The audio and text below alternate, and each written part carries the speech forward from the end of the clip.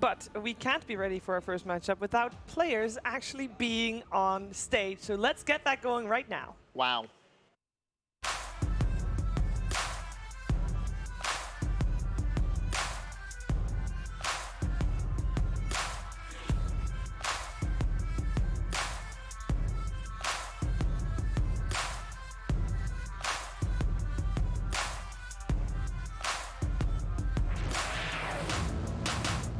They were formidable last season, but on the pro circuit, they've become unstoppable. With 3 major titles under their belt and TI8 qualification in the bag, VP are here for one reason, and one reason only: to uphold their reputation as the best team in the world.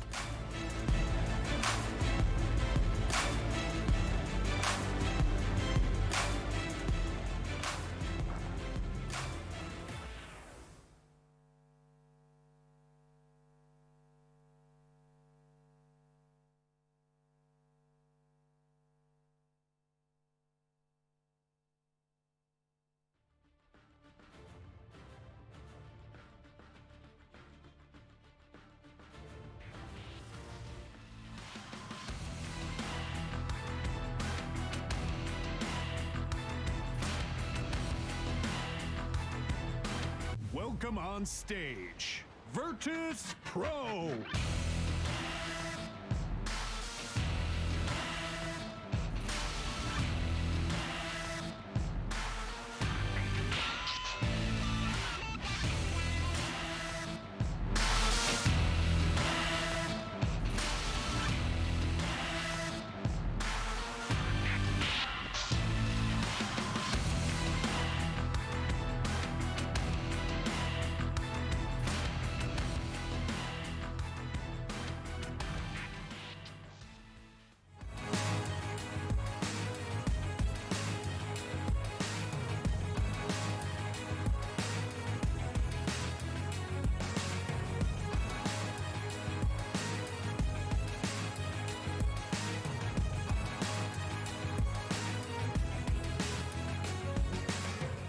This last-minute replacement were runners-up at the Birmingham Major and have been gifted a glorious opportunity to grace the final event of the DPC.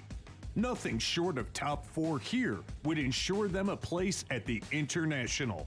But with the green wall behind them, everything is impossible, making their 7th appearance on the pro circuit.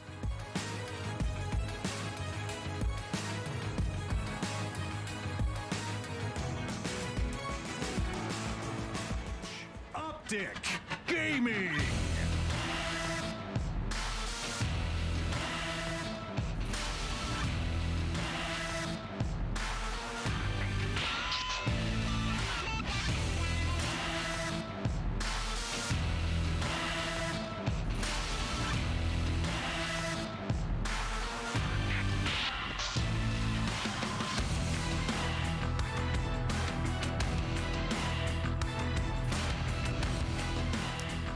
Optic Gaming, 6 matches so far played. They won against VGJ Thunder twice, only dropping to LGD and Team Secret in this tournament, and of course knocking out Evil Geniuses earlier on as well. And their opponent Virtus.pro in the upper bracket run, beating TNC, beating VG Gaming, beating Newbie, and then only dropping to LGD last Thursday. And they are ready for their 5th matchup of their tournament as well. They are ready to make it to the grand finals, if it was up to them anyway. They have definitely got a lot of experience in making it to grand finals, as they are 4-time major champions. Optic Gaming for the 2nd time in a row, meeting Virtus.pro in a match that will decide if they get invited to TI or not. That is the question. A lot on the line. Indeed. And you don't want to play that in a qualifier. There's a lot of terrifying teams in there. There are. I mean, EG's been on the rise for the last 7 months. Maybe they'll hit their stride when it comes to these qualifiers. You got complexity, training in Europe. Training in Europe? They're training Europe, but then they're going back, right? Feels counterintuitive, right? Like, why would you go to Europe if you're trying to find good games? Because all the American teams went here. That's true. So they have nothing to scrim if they stayed. If they'd waited a few days, they would have had our new stack, South American Well, if they superstars. waited a few days, they might as well be back in America because everybody's coming back. Very true. No, I think I Oh, think he's happy. Optic got their work cut out for them for sure. Yeah. It's Before and after pick, I think. That's the before pick of PPD. Yep, smiling we'll see. still. yeah. I don't know. This is going to be an interesting one. Obviously, it means a lot to Optic, not as much for Virtus.pro, but Virtus.pro, I mean, I can't see them wanting to not take it easy at all. VP are the kind of guys that would just win to relish Yes. that they stopped, they gatekeeped Optic from that TI spot. But they're going to do it in some sort of weird style. They're going to do something odd. Yeah. And I have Giving a away theory. to Wisp. Oh, what's your theory? Well, Wisp could be it, but I was talking to Trent and Zyori and Wepis in the bus, and I think the consensus is, if it's going to happen this tournament at all, it's techies. So, speaking of techies, I know. for people that have missed it, Virtus.pro banned out techies against LGD. Yeah. And then there was a post somewhere revealing some chat between On some Reddit. Chinese team on Reddit. But Reliable. then very reliable. But it was also a translated chat from a Weibo account, I think it was. Well, I have a source as well that can confirm the Okay. legitimacy of So that. for people that have missed it, apparently last Wednesday, LGD was scrimming with Team Secret, and in doing so, they beat Team Secret with a techies. Yeah. And very much destroyed Team Secret with a techies. Scrim leaks. Dude. And apparently that win was leaked. Yes. Puppy. How good PR is that, though, right? You win one scrim, Yeah. and then you just casually ensure You everyone can make on the the scene worst knows hero in the game work. Unbelievable. Gotta ban it. I Yeah. thought Husker was the worst. Husker Well, already, yeah, I Optic think you already changed your won with mind now? Optic. No, you said it was the worst. No, I didn't. No, you said it. techies is the worst. I said Huskar. But Yeah. Husker won a match here too. Optic won That's with right. Husker. I mean, you can win with the worst hero. That's why Dota is great. Every hero is balanced to some degree. Some are just horrendous, Yeah. but they can work in very specific scenarios, and Huskar is one Yeah. of them. I remember talking with the Han balancers back Oh, in the boy. day. Oh, they, boy. they were always They had like 8 full-time jobs apiece. Trying to balance that. Mute. they were really frustrated with Ice Frog because they felt like in Dota everything was just broken. Yeah. That's the and- whole point. Yeah. Well, then you play and you realize it's somewhat true. You know, there's certain talents, certain abilities. You're just like, well, this is just not fair. But it's because you don't have the right tools to deal with it. Yeah, CC here, by the way, I think a key player in this matchup. Yep. We know that 2 weeks ago, when they played Virtus.pro in the grand finals, CC actually did very good against no one in the mid lane, which is a very tough ask because no one is considered the best mid player of this moment. Yeah. He is? Yeah, for sure. Yes, Who else for would sure. it be? What are Who you else would talking it about? Who? What? What? In the mid lane stage. Are we talking about like laning phase? Laning. Like Laning first stage. 4 minutes? Yes. Yeah. I don't know if I agree with that. Well, I give it to, you got Sumail, who's going to be my... what is it? Sumail. Hello, is Sumil still in the tournament? It doesn't... Look, guys, it's a team game. Sure. It doesn't matter how talented you are, all right? Maybe, you know, you try your best, and then it ends up that you're casting a finals instead of playing in one. Like me and my boy Bulldog. Yeah, but I'm retired by choice. Bulldog doesn't try to play professional. There's a difference here. For how That's long are right. you going to be retired? Let's be real. You told me about your stack. I know what's going to happen. That's secret. You gotta register it soon. Yeah, it's Europe qualifiers. You have a pretty good shot. I would bet on you guys. Yeah, about that. No, but talk about CCNC. Talk about CCNC. It is very crucial here that he does not give a solo kill to no one. Because if that happens, just call it. I don't know. You cannot That solo feels die like kind here. of the plan for Optic to kind of give that away from Yeah. time to time and bank everything on Pycats like Morphling or whatever hard carry he may be. Doesn't sound like a using. good plan. Does not It's sound like work. a good plan. It's work. You know what? Let's get back to the real conversation, which is techies. All right. Oh, God. So just let's hear me out here. So from VP side, I think they could even pick it technically because Roger's been playing it a lot. Solo he was quoted a few months ago saying if we had a techies player, we would play it. Maybe they throw it out here as a kind of FU to the NA region. And on the other side, a lot of history with techies for this team, right? We have Robot Vice, which is PPD's brother. He taught AEY how to play, which He flew out to their boot camp to teach them to yes, techies. and he taught Zai. Yeah. Zai's a very flexible player. I mean, we're not going to see it, but If we Maybe did, we're gonna see great. it stick to your bad. guns. If we did, dude, it'd be a hell of a that prediction. would be great. I know. can I say? Like that, you'd be solid on panels for another year. Yeah. Like, I don't know about that. I don't have enough ties for that. So. Now, one of the matchup, actually, speaking of Zai, is that that you guys wanted to highlight here is Roger versus Zai, the Chen players. I think there are only 2 players this tournament that favor Chen heavily as well. So it probably banned out. So we're not going to have a competition about that. But what else makes this matchup important, Kyle? I would just say I think Optic specifically utilized a lot of these win condition 4s. There's not many of them, but they're confident picking Chen, Wisp, Coddle, and Zai plays all of them incredibly. Whereas you have Roger, I mean, up until I think the end of Epicenter, he was like 15-0, 16-0 on Sand King. Just seems to play his role. Like he, no matter what hero he's on, he seems to be doing the same thing, which is just running around the map, slaying whatever's in his path. So I think these are the highlights just because they control their team's tempo a lot of the time. And inevitably, wherever they end up appearing in the laning phase mid-game, like they're going to find kills. And I think if you're VP, you've got to ban Chen Wisp just because Zai exists. Yeah. And this matchup, as you said, this is another reason why I don't think we'll see the techies at all, because you don't want Zai or Roger to play this, or you want them to play the tempo and something like Chen or something that wins you the game. So techies is not that hero. You saying techies can't win you the game? I mean, you can put down mines. Yeah. All right. One thing I will say about techies, even though I don't want to extend this conversation any longer than it has to be, but I just love doing that. You've been waiting for this. So techies, from my perspective, I think in a pro game is pretty bad in the later stages because, I mean, sure, you can go the meme, right-click build or whatever, but it's not like a pub where you're just going to be getting a ton of kills with mines because players are going to be a lot smarter. But techies is extremely good in the early game. Blast Off is insanely good. Maybe if you're the weaker team, think of it from this perspective. You're the weaker team going into this, and you need to win. You need to cheese your way to victory in a lot of ways. Get a snowball lineup, add techies to the mix. You don't know what you're doing. They don't know what you're doing. I don't want to talk about techies, for real. All but right, hey, let me pitch you on that for 45 seconds. It's a great hero.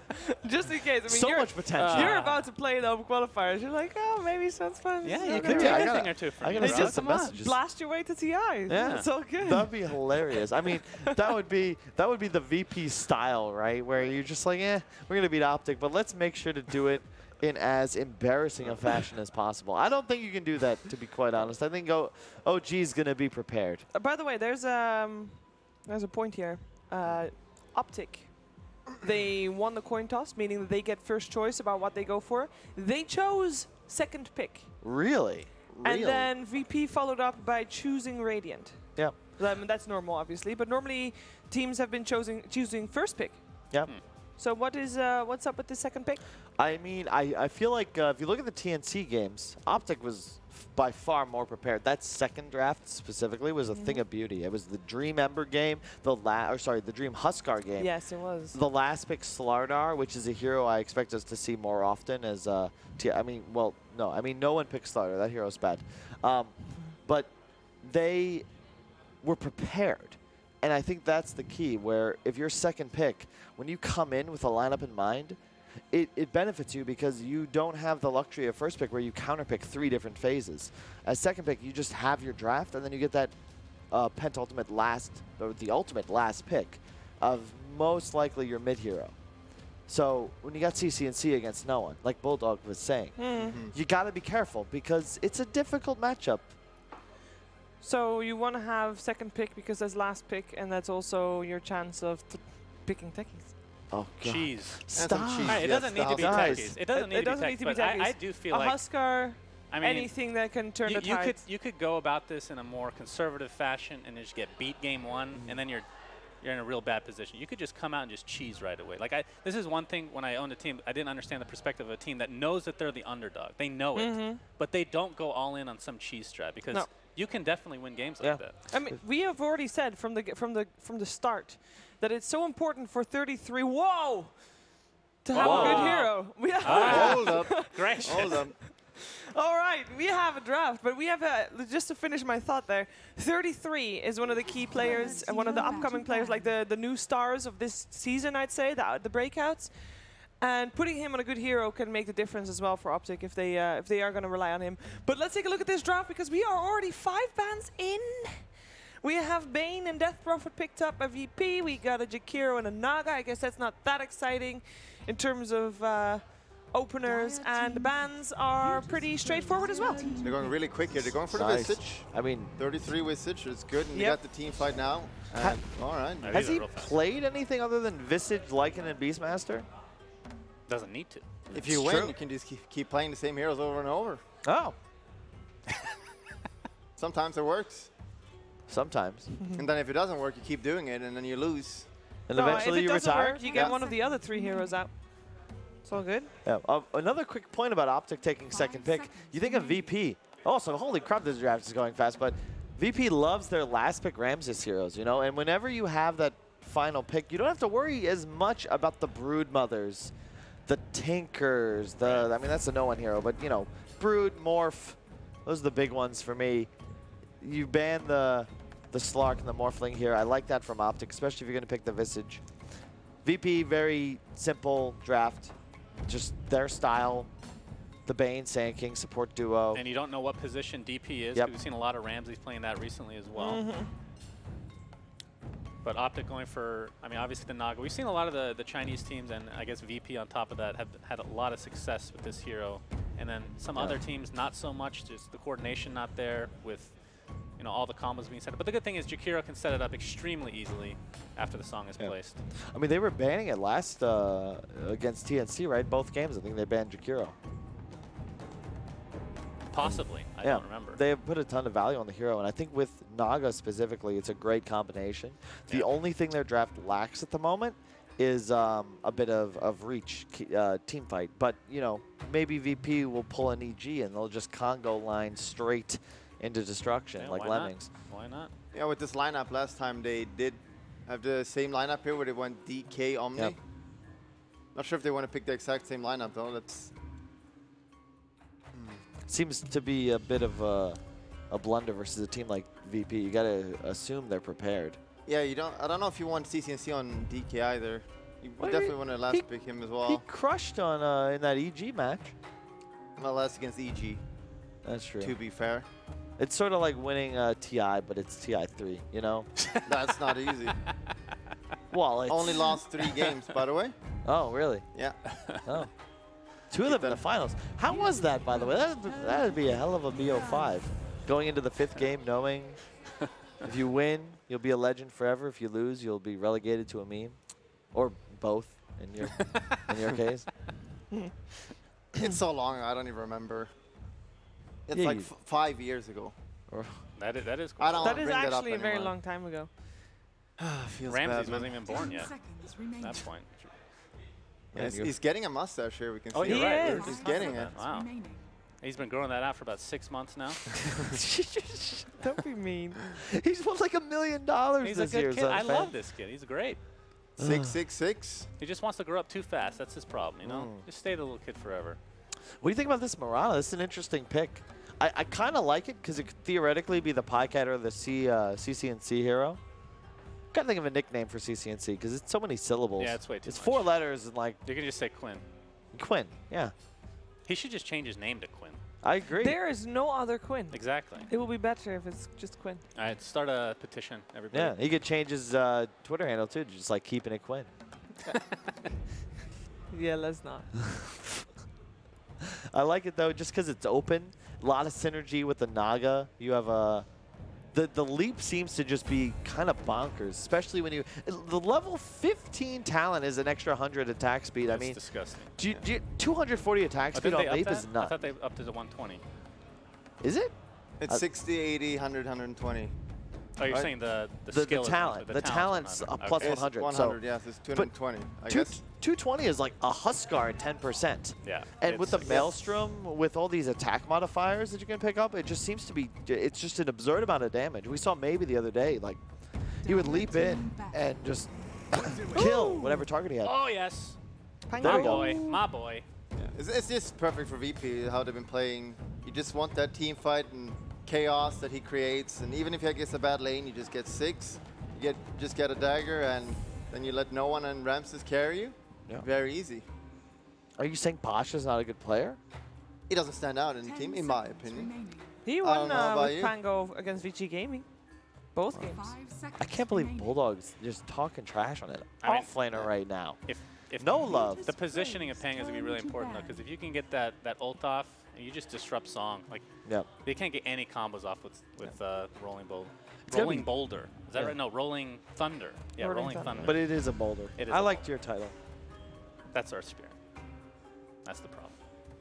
Yeah, it's a cool draft though. I like the DP Pango. It's just your team fight is just nuts. Yeah. And Death Prophet's big weakness is that you don't really have methods of catch that much. You can slow people and walk at them, but it's not the same. Whereas if you get the Pango ult off, as you said, and DP rolls up with 3 or 4 drains, ghosts running, like you can't actually fight them as Optic's heroes, and no one really wants to buy BKB. The one thing is, Naga used to be a hard counter to Pango. They changed it so that I believe Root immobilizes you, whereas it used to just cancel your ultimate. That was just like that was horrible. But Naga is still counter, right?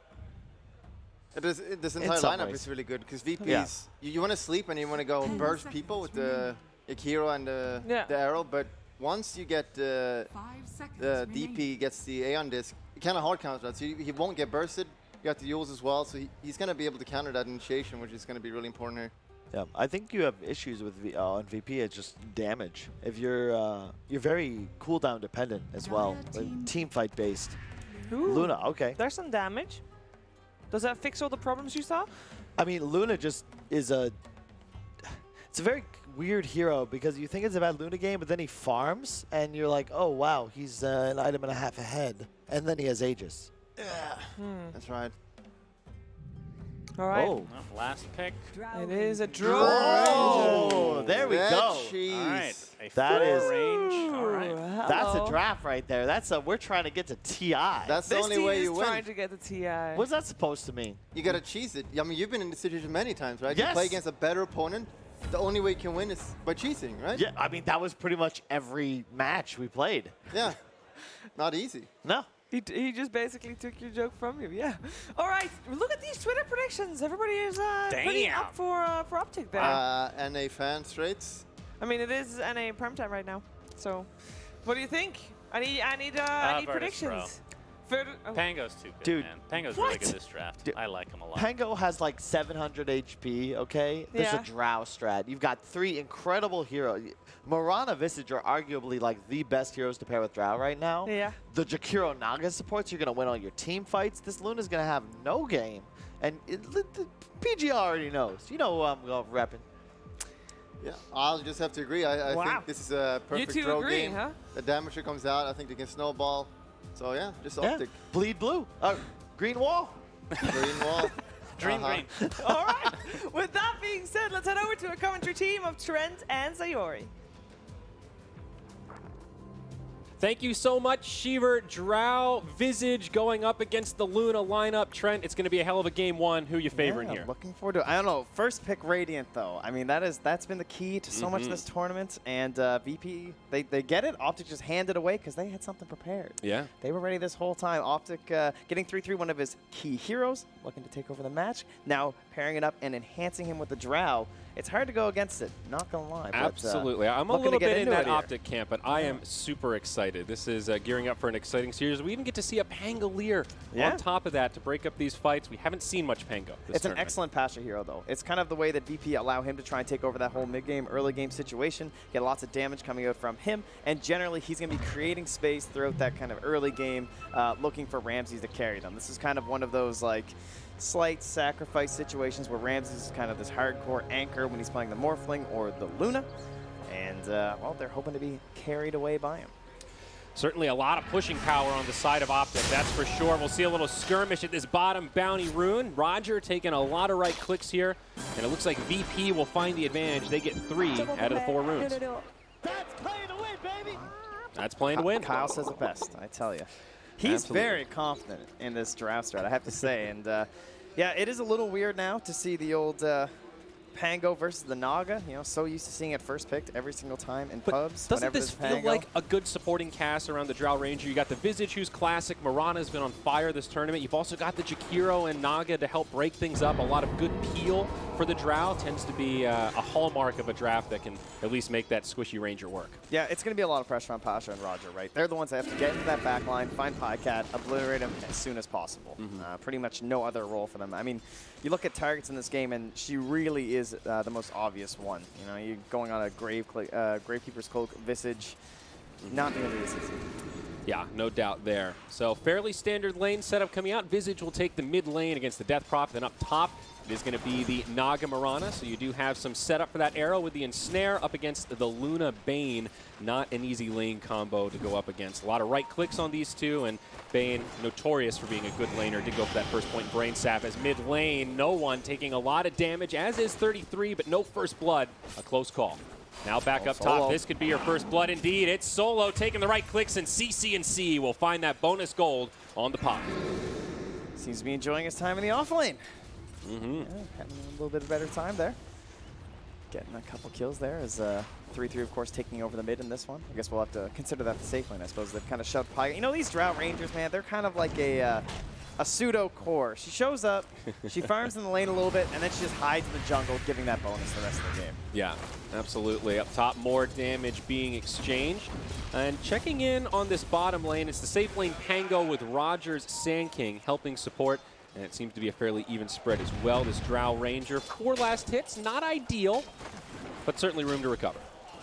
Yeah, one of those heroes that's pretty rough from the get-go. Now, mind you, she's against a Pango, too, who doesn't have the highest base damage, but he's got his Crawling Blade, and she doesn't really have that good of an answer. PBD, you can see he's trying to harass as much as possible, and he is a tanky hero, but it's looking a little dangerous. Yeah, a lot of right clicks coming his way. They've used their burst, though. Now he's going to head for the hills. Pasha jumps in with some pretty serious damage. Roger's coming, though. One more, and they've got it. Burrow Strike, it's only level 1. They don't need it. Pasha finds that last auto attack, and they will secure a kill, making it 1-1. Close in boots taken over here. Pasha dances his way. Okay, things leveling out a little bit. Very small advantage for Virtus.pro. Mid lane seems to be a wash, but the bottom lane really where those scales are being tipped. Now Pango pulling way ahead of the Drow. Yeah, ideally you're looking for more kills up top, I would say, right? You have the Marana, you have the Naga combo. Been very successful so far this tournament. In lane, you've got the net into arrow. Throughout the rest of the game, you have net and song into arrow. So you're not looking to just kind of like trade even in a lane like this. Yeah, absolutely not. There's kill potential there. But meanwhile, in the bottom lane, PPD again walking a bit too far forward. Takes a stun from Roger. Pasha jumps forward with a swashbuckle. Very low on mana, but has a couple of mangoes if he wants to go for the shield crash. They might not even need it. This will be another death for the Jakiro as Roger gives him that one last crab claw to secure the kill. And nowhere for him to go, but you know, it is space for Pycat. They were dragged very far away. True. He got in there, and he's look at his CS. He's Dead now even caught with the back Pango. up. Yeah, So. just like that, right? Top lane is starting to favor Virtus.pro. Ramses is out CSing CC&C. They did have that kill, so that does help, but not an easy lane for this dire duo. No, the Bane is a perfect support in this situation because if they ever try and go for this net arrow combination, he's going to be there for the sleep. You know, he's going to be ready with that perfect timing, and then it's kind of a big waste. And then they can also try and turn it on you, right? It's a Luna. You don't necessarily want to get that close. Now, he doesn't have Nightmare yet. He actually went for that value point in Enfeeble, but also even need it. Tipping the scales in this lane, I think, making CC&C's life a little bit more difficult. It's true, though, because if you just get the level 2 Brain Zap, you don't even have to stop the arrow from hitting. You can actually just tank it, and if they try and go on you, you just Brain Zap in the tube. You'll just be able to fight back. So really no winning situation up top for Optic. And now mid lane, some rotations. PPD makes his way in. Roger hit by a dual breath as well as a Grave Chill. Soul Assumption, not enough for a kill. And they show that Sand King who's back boss. Up top, exactly what we were talking about just happened. They tried to go in solo, he brain zapped, and now Ramsey is trying to turn the kill first. It's a battle of the carries here. It's going to be close, but Solo goes down first as they trade 1-for-1.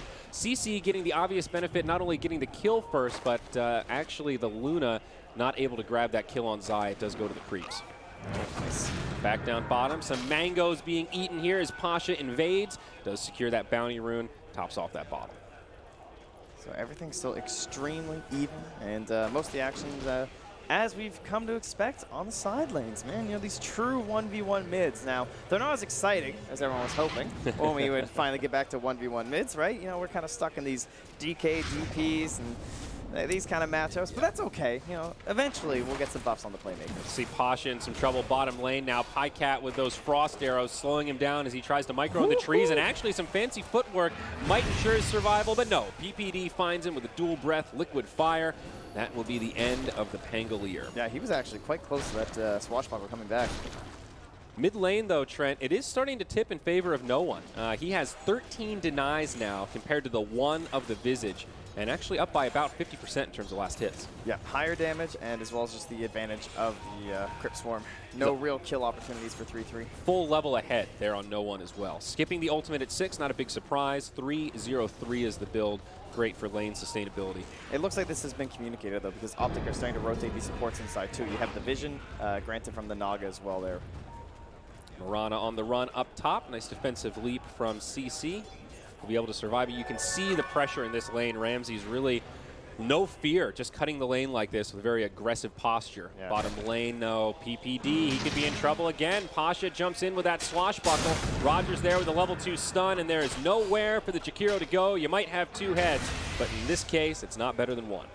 Yeah, they still have this DD here on 3-3, and Zai nearby. Oh, nothing. They really want to make something go. Is this a kill on CC? He's got one more leap. It's going to be close, but they don't quite have the damage. Now back mid lane. They do have the kill to get a 3-3 down.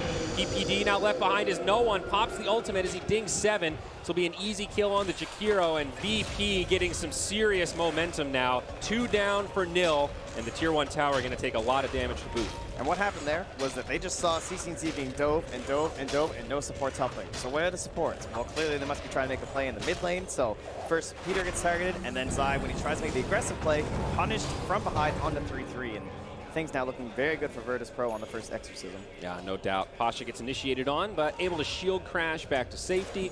And no counter kill from Optic. At least 3-3, now level 6, so we do have some familiars out. Some Stoneform stuns. Maybe they can get this kill on no one. He's getting very low. He's lost the exorcism, and they do find a much-needed kill on that mid laner, but it takes 4 from Optic. Big rotations, and that means Ramsey has an absolutely free lane up top. Yeah, CC did not need to make the rotation. It's hard to tell in the moment, of course, but punished as that's just more space for Ramses. Tower does stay standing mid, though, at about half HP. Small victory there for Optic.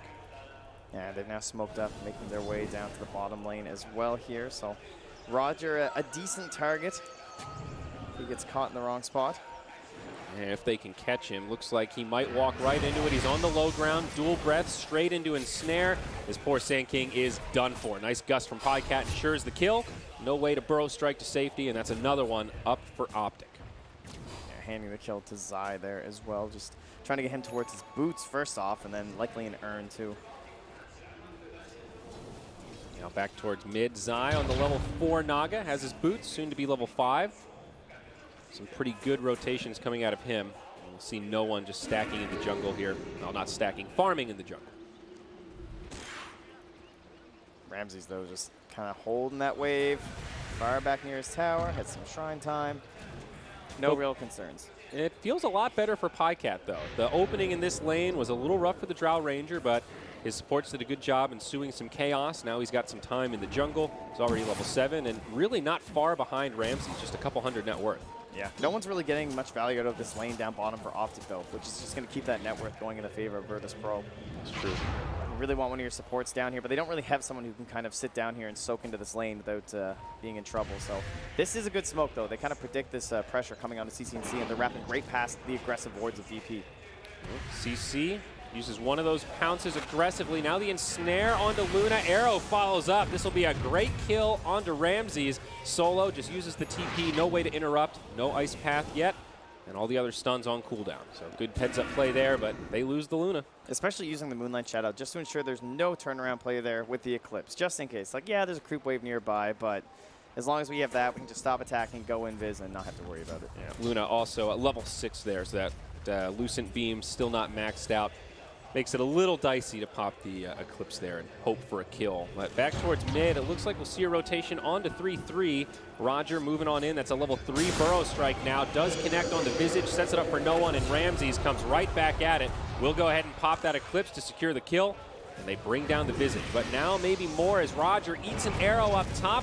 Leap forward from CC, brings him down with the Starstorm, but no one on the backside. Now Pasha's joined the party with the Rolling Thunder, and they'll bring down Zai. It's a 2-for-1 favoring VP, though they might need to be careful. Double damage rune is up on the Mirana.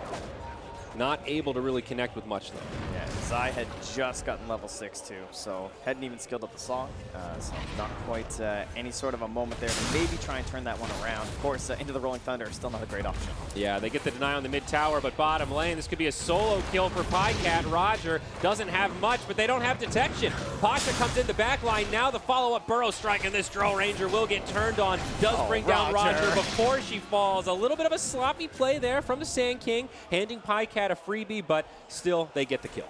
It's okay. He went way up with that very last Sandstorm. And then way back down. Yep.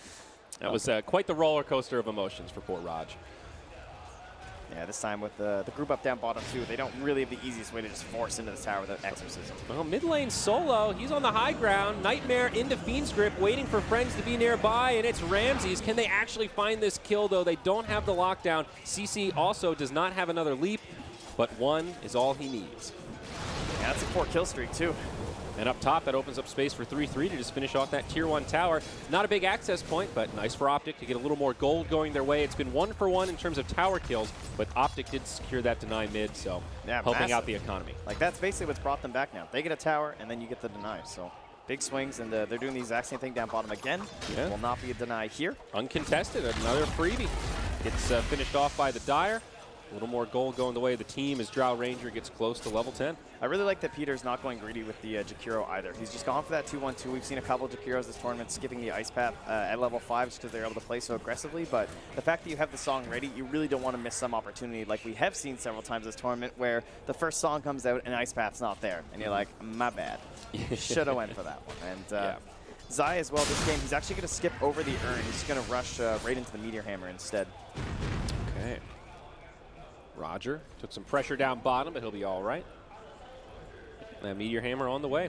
So things slowing down a little bit. Very small lead for Optic, but a lead nonetheless as VP opt to actually smoke up with the Pango and their 2 supports going in onto PPD in very deep this bottom lane. Rolling Thunder starts things off. Moonlight Shadow, though, they don't have detection and they don't need it.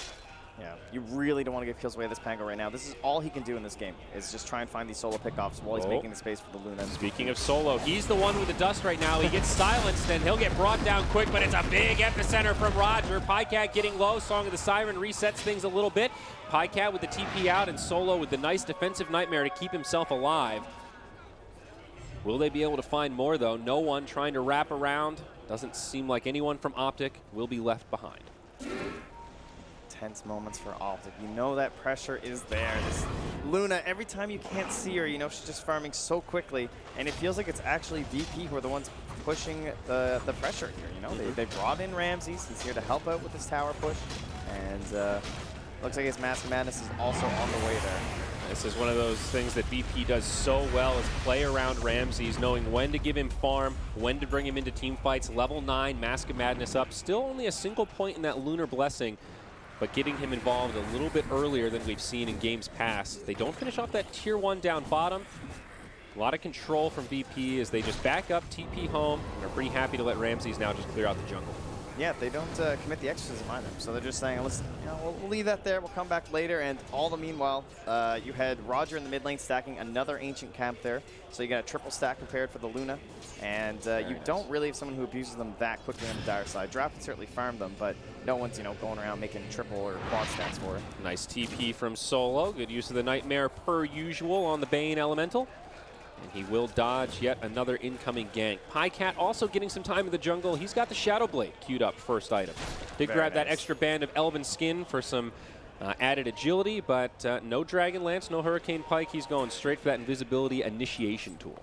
Yep, almost level 12 as well. So we'll get the second point in the marksmanship, and that's when they're really going to hit their stride. They'll have the Shadow Blade by then. They're going to look to wrap around towers and secure those before there's really a chance for VP to set up. Yeah.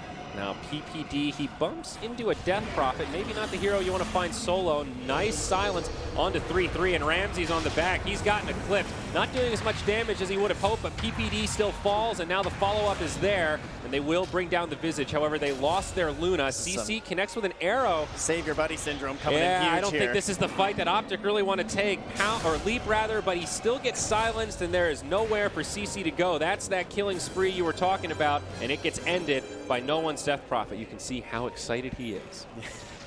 Quite clearly. Now, mind you, they got the Luna at the very least, but still a pretty big win there, so you can see from Look the at fight the net recap. worth trade, though. That's a 1,500 swing. And those Ancients are still there for the Luna as well. Now, they did scout, though, so Optic perhaps going to come in and maybe ward these up, see if they can find a good fight. Definitely a great situation with Song. Catch a couple people around them. Still a small lead for Optic, though, despite those missteps. I guess now Death Prophet, a serious concern. Very early Yule's Scepter on no one. And he's going to go straight into Shiva's Guard. At least that's what he's got queued up next. Okay. Maybe just not seeing the big value in the BKB quite yet. Pasha as well. He's hoarding a lot of gold here. He was thinking about, okay, he will go back for the Blink Dagger. Had it queued up for a while. And so he's just saying, I'm going to blink first. I'll grab my Yules after. And just this kind of utility Pango that Isis Ice, I would say, probably popularized it the most. Maybe Isis Ice tends to go for a few more of the aura items. Sure. Whereas Pasha is just looking to create as much room as possible in these team fights to allow Ramses to just stand there. And I think against a Drow Ranger, too, you're a little bit more incentivized to grab that long-range initiation tool so you can get in the back line very easily. They do scout out the Ancients. Optic, with their smoke, not going to go for it. Instead, just rotate mid. They force out a Glyph pretty much right away. VP posturing like they might make a defense, but tower does end up going down to the Wrath of the Visage Birds. And all the while, Ramses did manage to grab another tower somewhere. Peter almost trying to bait a fight here, essentially. Like, he's just saying, I want them to go on me, guys, because then we can, like, create some sort of a song moment. And VP seemed pretty wise to it. Solo, though, wraps around the backside. It's a Fiend Script, and PPD. But what's happening? They're stealing the Ancient stack. That's true. Do the math, and this is going to work out. Let me see here. Yeah, the Ancients are a little more valuable. Okay, we'll call that a win for Optic. And now a buyback from PPD. So what just happened there is and the reason why. They scanned the pit. They walked right past it, and I believe Optic thought they were going in. Well, they are going to get this kill on Solo, so that's one, but maybe they'll just go into Roche themselves. I mean, a little they need it. scary. It's a Drow strat, though. Like, this is the time. You have Song.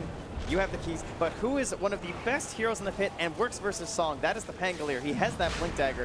This could be terrifying. Rogers up on the high ground. There's Pasha, the Rolling Thunder. He's going to jump in. Roche is low, and he's going to break it up. There's the Song of the Siren. Maybe going in a little bit too early. The root is there, and Pasha actually getting hit by Roche as well. Who's going to go down first? It's CC and PPD. Roche gets finished off by the Radiant, and Roger grabs the Aegis. VP intercept the entire thing. They don't get to hang on to it, but it's a 1 for 3 at the end of the day, and Optic are completely repelled. Pangolier. Who would have ever thought he would end up being the Naga counter after so many pubs destroyed by that net? Finally, that gets nerfed a little bit, and he's just there to blink into that pit. And, oh, actually, he even got the roll. He just jumped over the wall. Didn't have to waste his Blink Dagger. A skilled Pango. You know, and here we go. We'll take a look at the replay here. So, like you said, this is a Drow strat. You've got the Medallion. You feel pretty safe doing this. You know it's a risk, but with the Naga ultimate available, you think maybe we can do it. Pasha jumps in. It feels maybe just a little bit early, but the timing was actually on point. And that perma-stun. And the silence as well stacked on top. So by the time CCNC wasn't perma-stun, he was just silenced. So. That epicenter, though, from Pasha, or from Roger, rather, was massive there. Yeah, and then the steal, of course, to get himself a second life there. So a Drow strat that didn't get the first Aegis. Not great. You're sweating a bit. You're like, oh, geez. Oh, no. Not feeling that hot. Not the draft we want to be playing from behind with, that's but for sure. the plan, it can still come together, right? They have the Shadow Blade. It's a little bit more difficult with the Aegis, but as long as we play around that Song, we can still try and secure these tier 2 towers. Yep. The only problem is that now it's going to be slower, which means more time for Ramses, which means more items for Ramses, and a scary Luna. And now CCNC, he's got the invisibility rune walking right next to a sentry ward. Needs to be a little bit careful here. Roger nearby. They're going to drop a ward right next to the sentry. Oh, that hurts. Roger's literally looking at CCNC. just bagging him to arrow, and he really wants the pro spec under that. Oh, look at that. There it is. Roger with the baits. Now the Rolling Thunder on the way in. They want this Mirana. 1 pounce, make it 2. She'll make it to the high ground.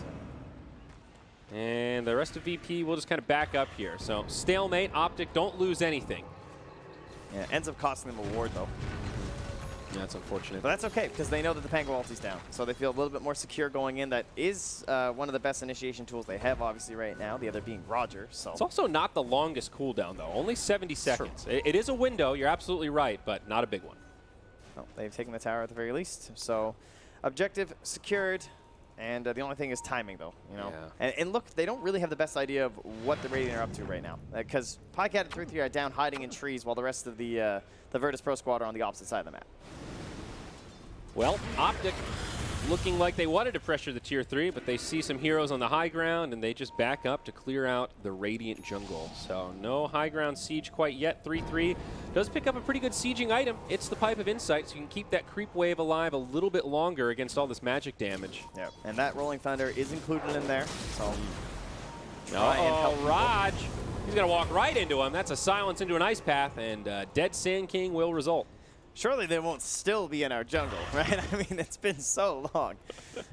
Clearly that was the case. Yeah, and some item progression coming out for Optic. That Meteor Hammer has been secured on Zai's Naga, and now CCNC. Not only a haste rune in the bottle, but that Maelstrom. So one of the first items from Mirana to really be enabled in terms of damage output. Looks like a Lincoln Sphere will be up next for CC to try to engage the survivability.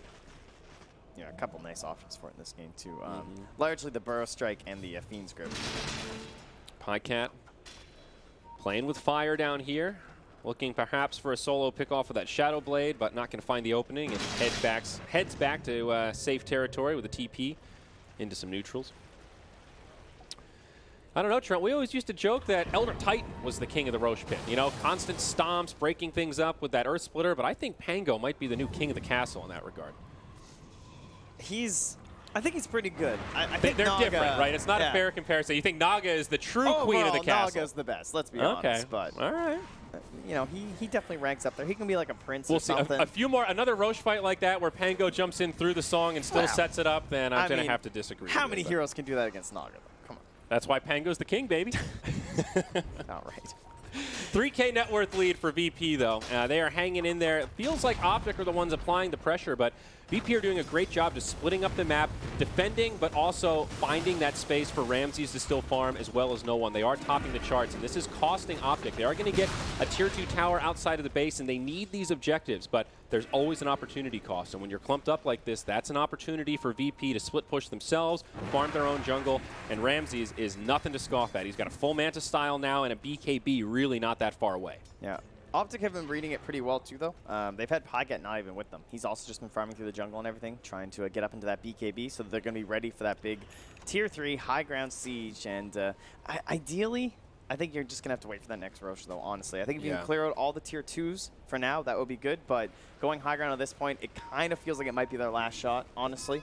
It's really risky trying to do it without Roche. It really does. And it's going to be a long time, though. We've got 2 minutes, 40 seconds until we see the timer, and it could be another 2.5 minutes past that. So could be a pretty long window that Optic are waiting before they even attempt high ground siege. Though at the same time, 3-3 looking for that Aghanim Scepter. That is a big item on the Visage that does make your sieging a little bit more potent. Yeah, see if we can just everyone pick an item that you can get to by the time that we go Roche and high ground and build it. Yep. They are lacking pretty heavy on sustain, though. They still haven't opted back for anyone to go for an urn or anything. Seen that be punished a couple times so far this tournament. Really, the best thing they have is like the Helm Aura and then the Pipe. So wouldn't mind if Peter could get somewhere, but obviously he's just kind of stuck buying sentries the whole game. Yeah, that's the reality of position 5. It feels like in this meta, sentry, sentry, sentry. We've seen it every single game, that poverty mode, especially when you're behind, you don't really have a choice. Yeah, you just you can't afford for them to have any sort of good vision over you in these fights so early on in the game when everyone is just so ridiculously important. As there it is, the Pycat BKB. A little bit of a DD rune left here, maybe hungry for a fight mid. Kind of hoping Zai can initiate with his Invis. Well, they jump in onto no one. Remember, he's got a BKB as well as a Yule's Scepter. Nightmare buys him a little bit of time. BKBs get popped on both sides of the coin. No one getting low, but Fiend's Grip is there on Pycat. Song of the Siren now to break things up, but canceled quickly. Pasha jumps in the back lines. No one surviving so long here. He's still alive. He's going to walk away, and now Pycat gets brought down by the Ramses Eclipse. This Luna is just cleaning up. It's 2-0. That is probably the worst target OG could have found to initiate that fight. Well, it looks so good, though, because first the BKB pops, but you still have a DD on the Drow, and then they just use the song to isolate her, make it so you can focus her completely in that fight. But just, like, even a 10-second BKB, it wore off at the last second, so she gained that immunity, regened up a little bit more, they ended the song, and then it was just enough to keep him alive. It looked like Zai had canceled that song early, but he didn't. He kept it on for the full duration to try to isolate her, like you said. And she also had that plate mail. We'll look at the replay here. Relive the madness. Yeah, that value plate mail coming in absolutely huge here. Yeah, that was the difference maker, 100%. Look how many right clicks he tanks. Also, Solo with really good positioning. Yep. This Fiend's Grip also just mitigating that little bit of damage to keep no one alive. Every play adding up. And yeah, you can see here BKB, and I mean, he must have been in the double digits, honestly. Like, that looked like under 100 HP when the BKB then loses, gets the immunity. And that's the other problem with the Pango. Normally, that would have been a Death Prophet versus the world, but Pango, he doesn't care about the Song of the Siren when he's got that ultimate form on, and he broke up that entire fight. So much impact from this Pangolier, Trent. Smoke now, here we go, initiation from Roger, catches 3-3, the BKB from Ramses. He does not have an Eclipse, but still has the Manta style. Visage actually going to be able to walk away from this. That's the 9-second BKB charge on the Moonrider. A little bit disappointing for Virtus.pro, but also really nothing lost there. Yeah, just the fact that they're driving back this Drow lineup is very scary. You know, they're the ones who are now starting to take control over the Roche pit, and there's a minute and 40 seconds here for Optic to try and take that back. And yeah, you saw the value plate mail. Now you see the medallion as well there for no one. So just going hard into the armor, understanding that's a Drow strat. Yep, itemizing perfectly here against this lineup. It is a pretty late Roche respawn. Another minute 20 till the big boy comes up in the pit, and Optic have to be disappointed with that. They smoke up, kind of hoping Roche might have respawned by now, but there's no BKB. Not going to be the case. They're going to try to de-ward, get some vision deep in enemy territory. They'll be successful on that front. Yeah, almost grabbing the Luna. Butterfly coming up next for Ramses. And that is a big one because I don't think an MKB is going to be coming out for Optic anytime soon. That's pretty scary. Arrow up top. Pasha rolling thunder right into it. To be fair, I mean, you got to give him some credit. That's a moving target. But unfortunately, it was a magic immune moving target there. So easy TP, and Pango makes it out. But not a big lead for VP. As you mentioned a couple times, against a Drow strat, you don't really need a big lead because you kind of expect the Drow strat to be ahead around this stage of the game if things are going well. But VP hasn't run away with it quite yet. Optic are within one fight of regaining that advantage that they had. Yeah, and it's just felt like the vision game has been very difficult for Optic so far. So many times that you see them kind of like clumped and clustered, and from their point of view, it's like, okay, they're going to be smoking at us. But we can see that they're all like farming on the side of Virtus.pro. It's happened like 3 or 4 times, and so they're just kind of slipping further and further behind. Now the Crimson Guard picked up just in time for this big fight that Optic are looking for. Roche is up. Everything coming together. And they've scouted it. Naga Siren has an illusion in the pit. Here's the smoke from Optic. They know they need to do this, but it's so risky. Positioned back there as well. Will Pasha break it up once more? Will they get here in time? Roche falls so fast, and there's that Song of the Siren. Beautifully done by Zai, and they get it. That's Aegis Cheese. Now will they find an initiation? Solo caught as Roger goes in with the epicenter. PPD is going to be brought down. That's a quick pick there. The rest of Optic with a Delta split, Moonlight Shadow. Looks like they'll all survive. I love how Zai sings and TPs. No one else is TP ready. And it's just like, there's a little bit, maybe that was the plan and everything. They used the Moonlight, they were able to get out, but surely some moments a bit worrisome there as they do lose Peters. He baits there, but Zai too far forward. Exactly. They're going to jump in. They know the Naga doesn't have any easy way to reset. Pasha trying to get back. He hops up, and they will bring down the Naga Siren. That's 2 in the grave. No buybacks available. And even though they have Aegis Cheese, VP say, hey, this is the time to push the advantage. Let's bring this thing down. They get the tier 2. The Exorcism's been used, and they've got everything. And how'd they do it again? Aggressive vision. Ward on the high ground, spotting someone just a bit too far up while the tier 2 was still there. Oh, look at these Visage Birds. They could be in trouble. The pipe ends up getting used as they find a stun on a few. Another nice defensive nightmare buys Roger some time, but he will get locked down on the high ground. No one forced to back up, and VP say, all right, maybe we bit off more than we could chew. They've got a response. Let's back out. They do a lot of damage to that tier 3 tower, but that's it. Yeah, solid hold by the remnants of Optic there as that 4th bird coming in handy. And still Aegis Cheese. Aegis, of course, on the Mirana, and Cheese in the hands of the Visage right now. I get too excited about that 25 talent. I need the quad birds, man, the quad copter, but it's okay. For now, 3 of them will have to do. As you know, if this game goes Optic's way, I'm sure they're hoping that 3-3 doesn't hit 25. That's actually a fair point. Yeah, I think they don't want this game to be over. I was thinking the same thing about that Mirana level 25, the Moonlight Shadow cooldown. We've seen how potent that can be in terms of accelerating your team to the late game, but yeah, not what you're hoping for here as they take out that tier 2 mid. Last outer tower for Virtus.pro.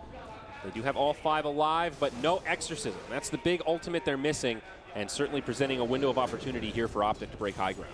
Yeah, Ramses has his TP. He's not quite pressured comeback yet, and now Arrow on to no one. This could be big, but another defensive nightmare buys him some time. He'll be able to BKB, and he lives. Roger, though, has to pay with his life. No buyback available on the Sand King. There are 3 buybacks available for VP on all of the cores. Neither support has it available.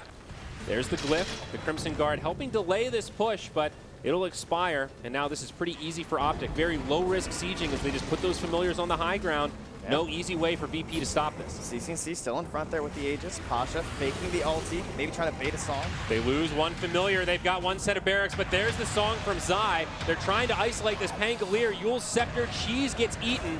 Song is done. Optic keep all 5 alive, and now they'll be the ones to retreat, happy with the barracks in their favor. Yeah, you're talking with Cheese. Pasha abusing there that whole Yule's idea, the self-Yules while you're spinning around with the stun, but it's still not enough. They don't secure anything. They still get themselves that tier 3, and they grab the Radiant Courier with the Eagle song. Big kill. Now Luna not going to be able to get that butterfly at the timing he was hoping for. 3 minutes. Yeah, and we know they didn't really have an answer for it either. It's actually huge for Optic, and despite all that, Virtus.pro are still hanging on to the small net worth advantage. It's true, but at least Optic are finding what they need with this draft. You know, they're not as ahead as they want to be. It's not the ideal, like, perfect draft timing, but it's also not as early game reliant as it once was. There's certainly better situations for these lineups. You've got talents. We've got whole new items now. So at the same time, though, we heard the panel discussing the idea of the Eon Disc coming out, too, for someone like No One, you know. After the Shiva's Guard, if he goes for that, maybe if he even, I wouldn't mind him stopping back for it, honestly. Like, the Eon Disc is so important so he doesn't just get comboed down. It's been close. There have been some great saves by Solo, but if he's not there, these fights could just be over. Exactly. And the burst damage from Optic is just going to continue to increase as this goes on. The Drow Ranger hasn't hit her ceiling yet. She is now level 19, so maxed out marksmanship, getting pretty close to that talent here to add some extra damage into the fray. So things still a little scary for VP, but a strikingly even game on our hands for game number 1, Trent. There is so much on the line here in this best of 3 for Optic, and they're hanging in there. Yeah, with the talent now up there for Pycat, you are looking at a very hefty aura here. 81. Not bad indeed. BKB also up on the Visage. They Optic also continuing to itemize very well. Yeah, they went back for the urn on Peter as well. So very smart. We do have ourselves a little bit sustained. Now, mind you, a lot of the kills are gone, but no charges. Try and find one. Now, we've seen how important that sustain is in these fights. Even just being able to use 1 or 2 charges on your cores to reinitiate, that can be the difference between getting a barracks or not. VP feeling the pressure, though, probably going to continue to stay defensive until that courier respawns. Only 1 minute until Ramses can get that butterfly. They'll push in here from the side of Optic, but they will retreat. Double Shiva's going to be coming out for VP, it looks like. Pango does have most of the core pieces, and it's actually completed on the Death Prophet already. A little surprising. Okay. I mean, it is a pretty clumped up lineup, too. Yeah, I just, you know, the value says maybe one of those could be an Assault Kuras and help things out a little bit. Does synergize pretty well with Luna as well as DP. But yeah, even Lotus would be another great item to mix and match with. Not too often you see double Shivas. At this point, though, we have 2 minutes until the next possible Roche. And Optic, I'm sure, hoping to maybe push this just a little bit. Maybe trying to chip away at that top tier 3. They're kind of making this big swarm rotation all the way across. Still lots of lane pressure coming in bottom. No real answer down there. As it looks like Virtus.pro just not sure if they want to venture that far. Well, Virtus.pro now with some options. The Courier is back, and that means Butterfly is up. And maybe they want to take a fight off this timing. There's a smoke picked up by Solo. It was a good scan from Optic.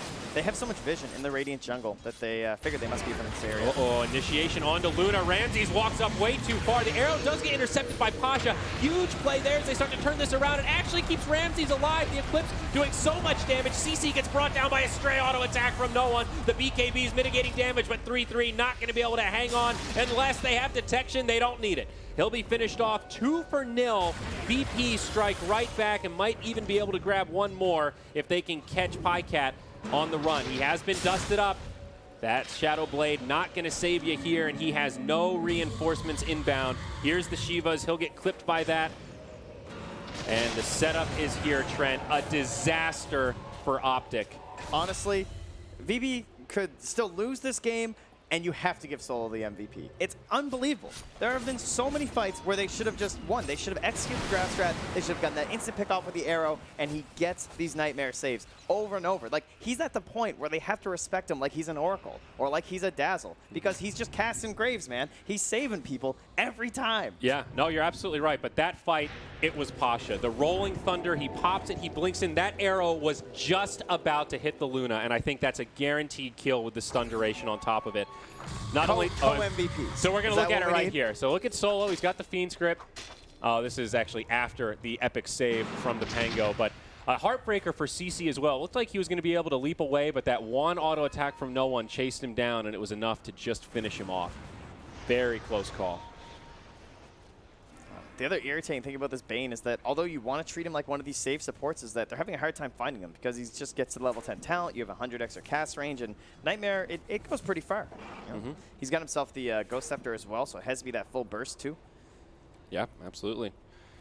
Well, now it's VP that want to try something at high ground. A little bit risky here. No ultimates available, though. Well, they are starting to cool down, but no Exorcism or Eclipse for another 30. It's an immediate glyph from Optic. They want to keep this Tier 3 tower standing so their shrines don't get finished off. And it seems they will be successful on that front. Now smoke from VP. This is a fake back, Trent. Yeah. I mean, that's... Who leaves the tower that low? Come on. Virtus.pro. You know, I know they got some patience, but it's just a little bit. And now 5 seconds till those big ultis are up. They've got the Fiend script, they've got the Rolling Thunder, and the Epicenter. They are ready to take this fight. Let's see if Pasha's the hero once again. This time prepared from Optic. Double sentries dropped, ensuring no aggressive vision is there. Kind of what ruined them on the last push. And they'll be driven back. Smoke will expire. And where's the big man? He's chilling in the pit. So who knows? We got ourselves the creep here from the Dire. Radiant creep converted, of course, to fight for the real cause here. Yeah, Ramses going to TI. Will be able to finish off this Tier 2.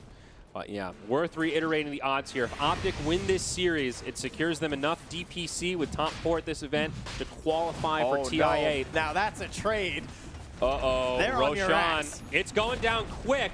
But so is that bottom lane. There's no glyph for Optic, and VP know it. Roche does go down uncontested, but again, the setup. Roger with the follow-up onto Zai. He's down. He does have the buyback, though, and they'll have that Song of the Siren to try and reset, but it's a full lane of barracks destroyed by VP, and they will just walk away. Oh, like an open book. Optic were well read. That was brutal. VP saw that they need that Aegis. They know what they're going to do. And they'll have the Refresher Shard song. That is a good point. But I don't know if it'll be enough. Is it going to be enough? That is the fair, million-dollar question right now. It's one push. You know, that's kind of all Optic need. That's probably what they're in for at this point. It's true. However, the buyback status is going to be rough. Actually, better than we thought. 2 cores available. Solo almost getting caught as he gets pushed back, but will survive. So right now for Radiant, they've got buyback on Luna and DP. That's it. Okay, that is actually a very good sign. I feel like Optic just want to go for this right now. You know, you're against this Luna. They must know that with that Rax now down, they're fighting a disadvantage in terms of like pushing out these lanes and everything. Yeah. It slowly over time, we're just going to start ticking more and more into Virtus.pro's favor. Aghanim Scepter queued up by Zai. And only about 1,500 gold away there. Always a potential game changer with that massive AoE heal.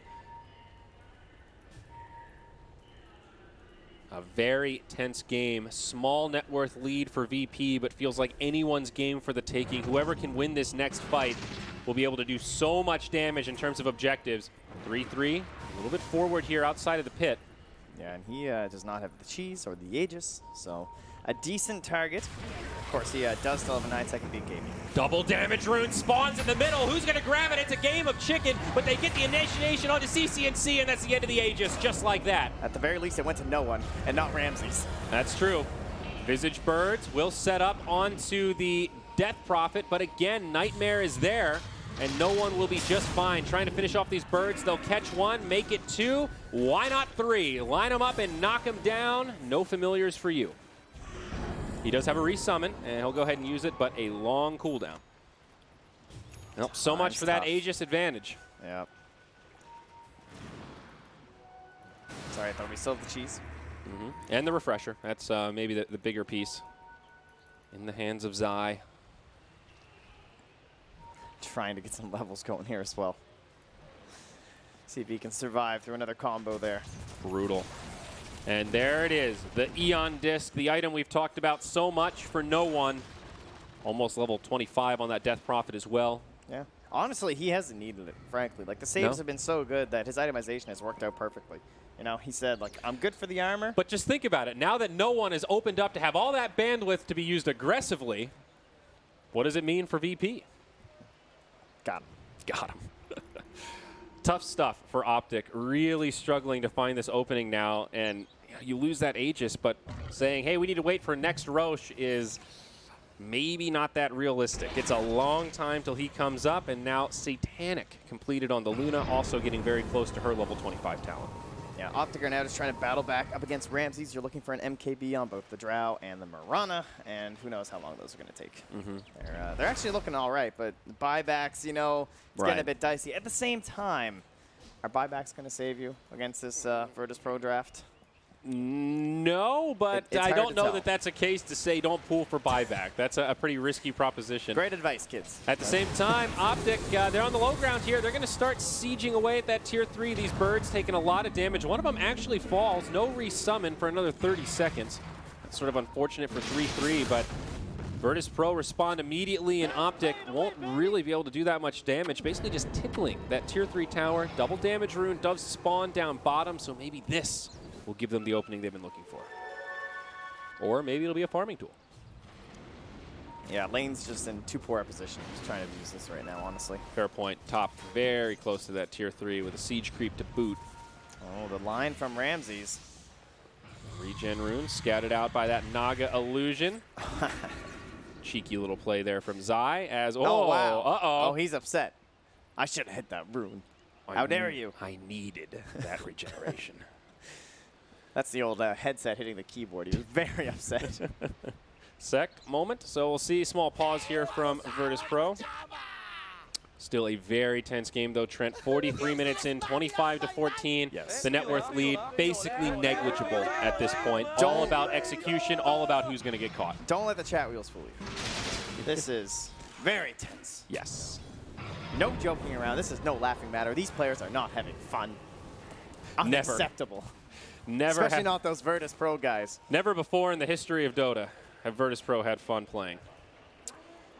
Very close to that Aghanim Scepter, though, on site. How much of a game changer is that Ags on Naga? On paper, it feels really good, but in this game, does it really change all that much? I mean, it's just super circumstantial. I think in this game, it actually looks pretty good because there's a lot of situations where they don't feel confident really engaging with the song. It's never felt like it's been that sort of a tool. It's more so been the, the Nightmare save comes out, we didn't quite kill him, like, let's use the song now, or we're being initiating on, let's use the song. It's not like, okay, let's catch 3 and go for the Meteor Hammer and everything. Right. So it has been a counter-initiation tool, which does tend to make it a slightly better proposition. That's fair. Right, at that point, you're hoping that it's actually healing someone up. At the same time, they don't really have this crazy high HP core that you're abusing with the percent HP. They've got under 2k HP on both of their top heroes, the Mirana and the Drow.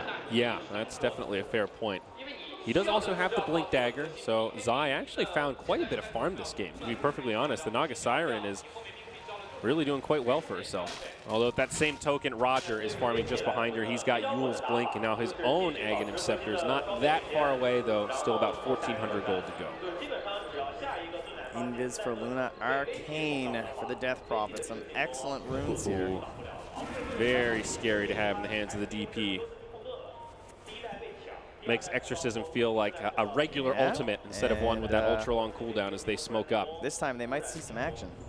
I mean, Smoke. that tier 3 is so low. Also from Optic, and Optic going to go for the wraparound here. There is a glyph available for the Dire. There it is, used right away.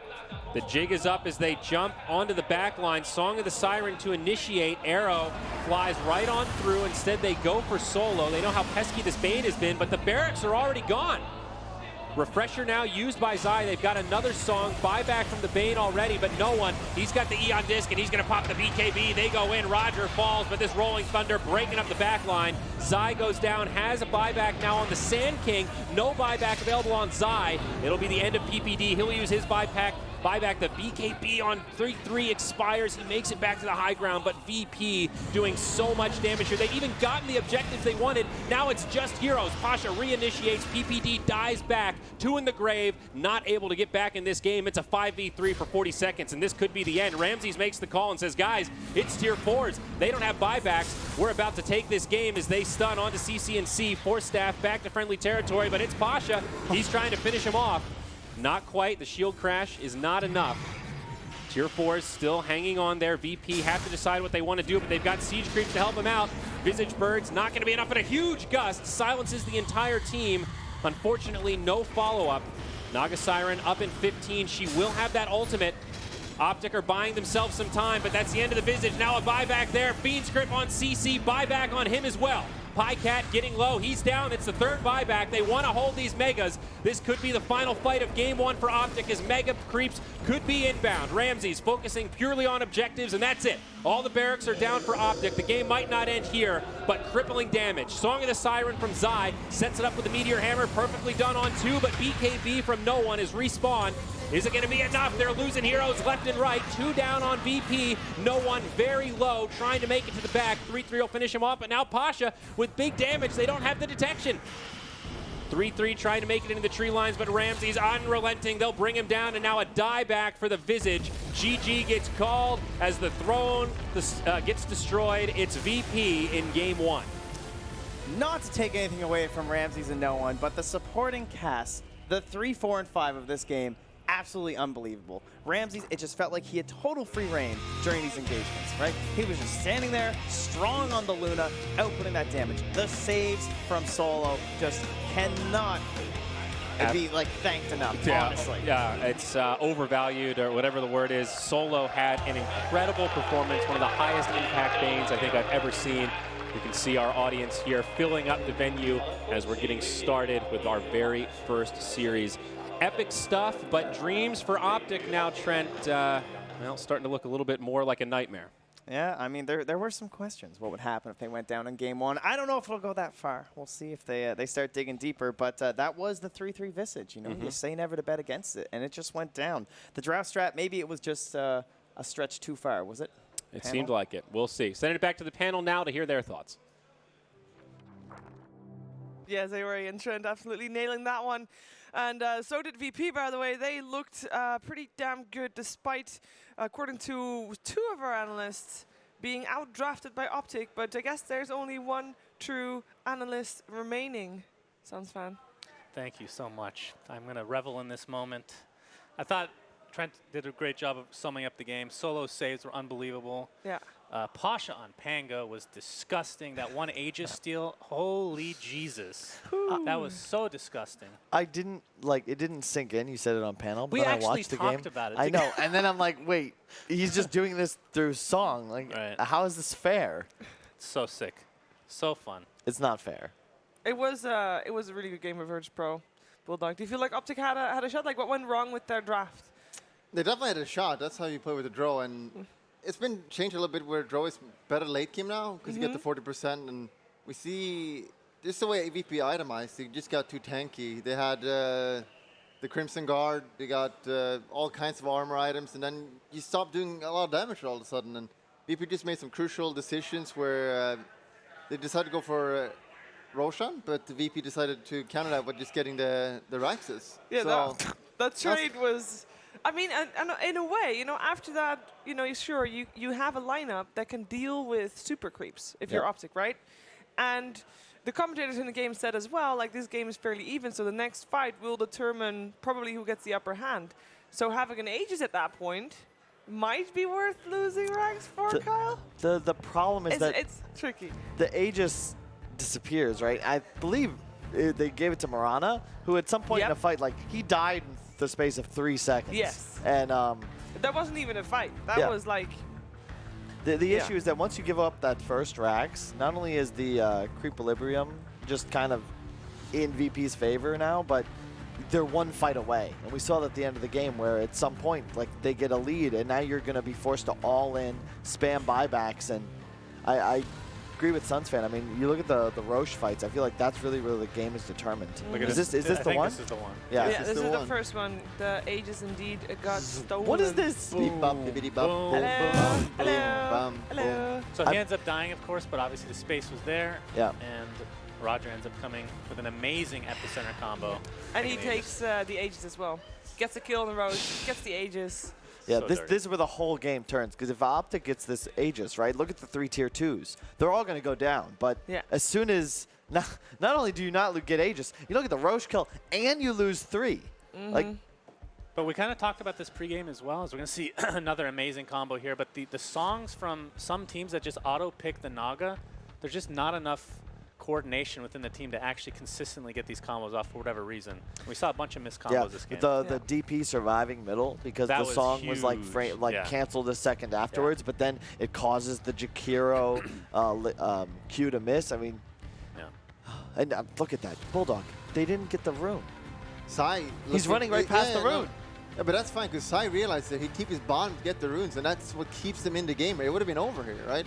Just call it here, but Sai, he knows what's up. Yeah, that's why he's part of the featured matchup. He's the MVP. That's why he's the best player in this team, man. So He's even from that, Sweden. like right there, small miscommunication, the arrow just goes right through. Yeah. And We're this not fight talking. right here, they decide to go kill the support. Meanwhile, the Rax is falling down. So, and we see just how tanky they are. The Aeon is completely countering it, and here it comes rolling in, and they have to run.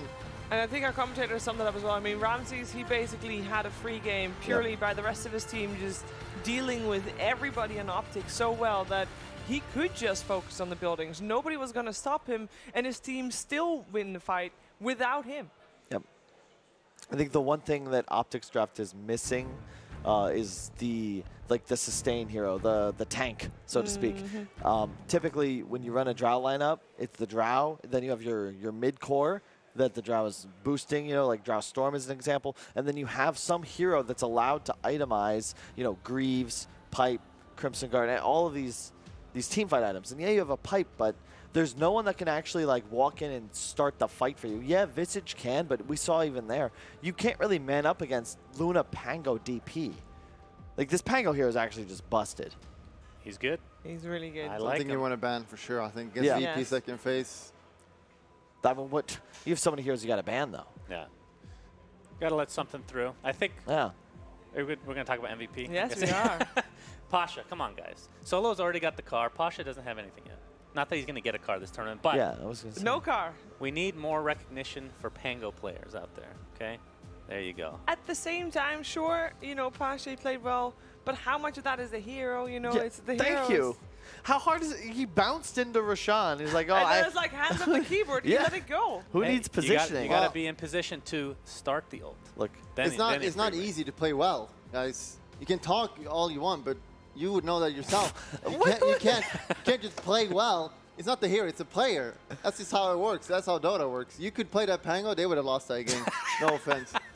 Just saying. I've actually never played that hero in my life. Yeah. If you had played that Pango, they also would have lost. I don't know about that. I main Pango, by the way. So. Do you wait. actually? Just Shannon would have saying. I brought it love that home. hero. How would you rate this Pango player? I mean, you are the true analyst. No, but after all. I'm a very greedy Pango. I go for all right-click items, like the Mjolnir, MKB. I don't go for the tank stuff. Probably better this game, though, for Yeah, sure. I would agree. Then Pasha played real well. So did the rest of Virtus.pro, by the way. And Optic have the tough task to try and force out that third game because this is their TI invite on the line. They're going to get a break before heading into that second game.